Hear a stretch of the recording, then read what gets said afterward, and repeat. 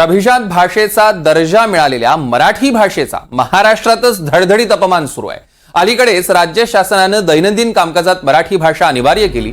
एकीकडे मराठी भाषा बँकेत अनिवार्य केली जावी यावर राज ठाकरेंच्या आदेशानंतर कार्यकर्ते कामाला लागले, पण अधिकांश वेळा महाराष्ट्राची लाईफलाईन असलेल्या मध्य रेल्वेचं काय करायचं असा प्रश्न मराठी भाषिक रेल्वे प्रवाशांसमोर उभा राहिलाय।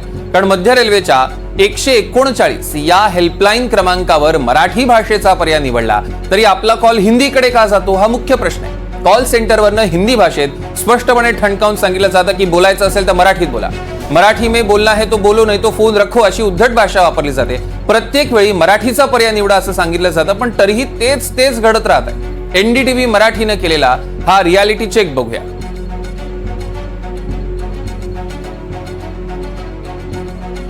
कृपया आम्ही आमच्या एजंटशी कनेक्ट करत असताना प्रतीक्षा करा।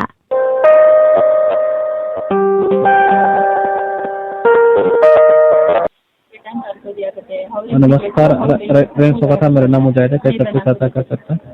सर मुझे मराठी में बात करना है सर, ये हिंदी में कैसे लग गया है?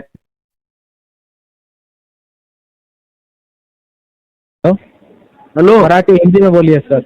नाही मराठी, मला मराठीत बोलायचंय, मराठीत तक्रार करायची आहे। क्या मराठीत बोलायचंय मला, मराठीत तक्रार करायची नाही आहे का? कोणी नाही आहे मराठी?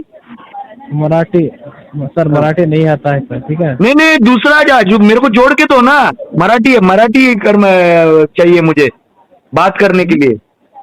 क्या मराठी नहीं है तुम्हारे, अवेलेबल नहीं है? मराठी नहीं सर, दोबारा से 13 पे कॉल करके मराठी लैंग्वेज सेलेक्ट कीजिए सर, ठीक है। कौन सा सेट करेंगे, कैसा?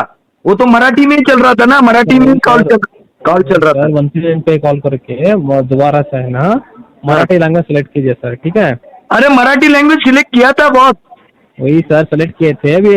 हिंदी में कॉल लैंड हो गया, हिंदी इंग्लिश पे लैंड हो गया। क्यों लग गया? वही तो मैं पूछ रहा हूँ ना, मराठी में ही कॉल किया था। मैं समझ रहा है कि आप बात, मैं क्या बोल रहा हूँ। एक बार दोबारा से कीजिए थोड़ी देर के बाद सर। हेलो, हाँ अभी ये हिंदी इंग्लिश में कॉल लिए हो क्या सर? अरे आपको तो हिंदी भी नहीं आता बराबर, आप तो साउथ इंडियन लग रहे हो। कहाँ के हो आप? हिंदी तो बात करो ना ठीक से, समझ नहीं आ रही आपकी हिंदी। तर एनडीटीव्हीच्या याच बातमीनंतर मनसेनं रेल्वे मंत्र्यांना निवेदन दिलेलं आहे। मराठीचं रेल्वे प्रशासनाला वावडं काय असा सवाल त्यांनी उपस्थित केला। अभिजात भाषा असूनही मराठीचा वापर का केला जात नाहीये? रेल्वेनं लवकर दखल घ्यावी, अन्यथा मनसे स्टाईल आंदोलन करू असा इशारा आता मनसेनं दिला आहे।